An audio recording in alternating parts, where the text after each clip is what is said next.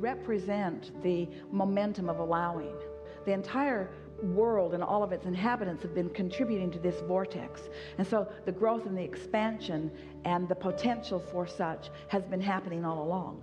But what you represent is a deliberate discovery of reception of the things that have been being asked for a long time. So that's why we call it the time of awakening, or the time of reawakening, the time of finally consciously, not just accidentally stumbling into a good mood and getting a flash of enlightenment that lasts only 3 days, but a conscientious awareness of how it all works, and a deliberate application of the skills that I possess in order to hold myself consistently so that momentum can ensue, so that I can track, so that it's chartable and trackable, so that I can watch my mood translate into manifestations and know for sure that worthy me, worthy deliberate creator me, has accomplished this just like I intended when I decided to come. There is so much more to the vehicle that is moving you through life than this vehicle, this car that you are thinking is transporting you to one place or another. And there is so much more to your guidance than this Waze or Magellan or Garmin or whatever the navigational system is that you're using. There's so much more to your guidance system than there are these physical things or contraptions that you're using to guide you. With all of that, the reason that you kept knowing that everything's all right, that the vehicle doesn't really matter because there'll always be another, there's always another way to get to wherever I'm wanting to be, and that the navigational system doesn't even matter because there's always a way to know. Because things are always working out for you, there always is another way. The guidance that you're seeking is not where most of you are looking, you see. You drag so much stuff around with you. Esther practically lives out of a suitcase, and each trip her suitcase weighs just slightly more than it did the trip before, until it reaches a sort of breaking point where no one is willing to pick it up. Every time her bag comes back, it has the heavy tag on it because it is heavy. And so what we're getting at is, as you release the feeling that you need to, for a sense of security, drag all this stuff with you, and instead you accept yourself as this being who is moving through space and time with resources that are coming to you from a non-physical level that can be translated moment by moment as you need them, then you are truly free. The more you drag around, the more you enhance your sense of vulnerability. We're speaking specifically and directly to you. This is what you've been trying to say for a long time. I don't have to justify my well-being by what I'm dragging around, because whatever I need, whenever I need it, will appear before me. And while that made a lot of you feel insecure, Esther, even in the middle of the conversation, is thinking, no, Abraham, I'm not giving up that or that or that or that or that. I really like this stuff that I'm dragging around with me. But we want you to feel the freedom in accepting your right place and right time in the universe, and the resourcefulness that the universe has in yielding to you whatever you need whenever you need it, whatever you want whenever you want it. And so feel the freedom in that, the security in that. That's really what we want you to practice. And so as we are feeling around in this room, as we make that statement, there are some things that you do for the sake of stability and security that hold you apart from the adventure that you really want. And the adventure is the newness. And so this is the assurance that we want to give you. This puts it all together in a way that you can feel confident and comfortable and secure while you are in your adventurous, out here on the leading edge state of mind. Now, this is how it all fits together. Through life, you came, you didn't know too much. There were those around you, your beautiful parents, who guided you as best they could. And through it all, you managed to create a vibrational reality that is to die for. And when you do, you'll know what we mean. It is this environment of well-being with details beyond verbal description. So here is this reality that you are allowing yourself to realize a little more and a little more and a little more all the time. As this reality exists, it exists in perfection, and everything has been worked out. All the conflicts have been worked out because everyone gets what they want. All the shortage has been worked out because no one is ever deprived of anything when someone else receives it. It is endless in its expansion. Everything that humans worry about is non-existent in this vortex. everything that you want, all the solutions to everything, all the expansion about everything, it already exists, you see. It's all been worked out.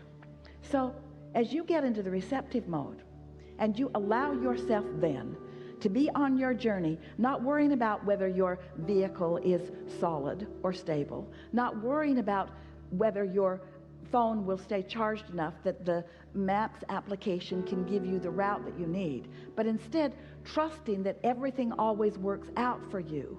You allow this vortex to yield to you what you want when you want it, what you need when you need it, and it's the way that you intended to go through life. Did you notice you didn't bring any of that stuff with you when you came? Now, don't misunderstand us. We're not trying to get you to lighten your load and give everything away. We're not trying to get you to let loose of the things that are important to you. In fact, the opposite is what our message is to you. But we do want you to understand that the stability that you're looking for doesn't lie in the physical things that you've been giving it the credit of.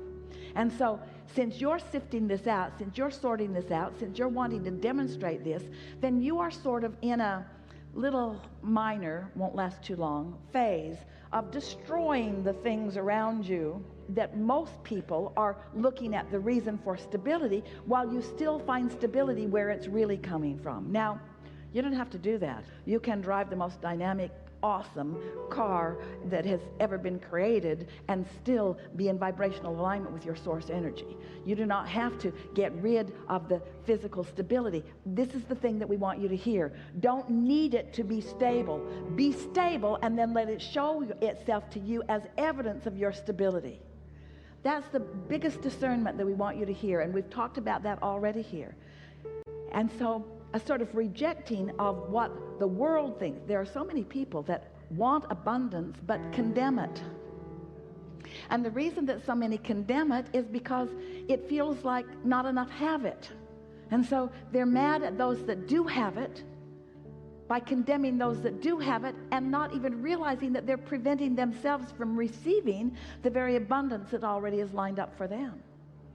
So everything that we've been talking about in all these hours that we've been together today, all that we ever talk about ever, is that you came into this time-space reality knowing that it, in its wholeness, in its diversity, in its differences, provides the basis for you as a selfishly focused, you got to be that because it's all you've got, individual, to receive from it whatever it is you are wanting whenever you are wanting. And if you can, just for a little while, just for a day or 2 or 3 or 4 or 5 or 10 or 20, just for a little while, if just for a little while following this conversation you can not look to the action manifested stability that you have around you. We're talking about your house, your home, your relationships, your money, your bank account. If just for a little while you can just set that aside and let it be whatever it be, while you look to your true stability, which is your alignment with source. And in doing so, you accept the perfection of what's in this vortex. You're going to experience that sweet spot that we've been talking about, where things just keep showing up for you when you want them. Jerry took Esther, when they were first married, on a almost month-long river ride in Montana. And they had a motorhome that they towed a car behind, and they had a rubber raft that they had on top of the car. And they would drive way, way, way, way upstream and leave one vehicle downstream and one vehicle upstream, and then they would float all day down the river back to the vehicle. And as they spent that time on the river, Jerry was an avid fly fisherman. It's what he liked more than anything. And he would take his rod and his creel, and he would get into one of these mountain streams, and Esther would watch him from a distance, and he would just run up the river. And she would say, "How do you do that? Are you walking on water?" She couldn't understand. And he said, "There's always a rock for me to put my foot on." He said, "Come with me. I'll show you." Well, there was not always a rock for Esther to put her foot on. She got so wet and so cold so often, bruised her ankles and her knees, slippery, slimy rocks. How is he doing that? But he'd been doing it for so long, he knew, he was just confident that when he decided to go, there was always going to be a rock for him to put his foot on.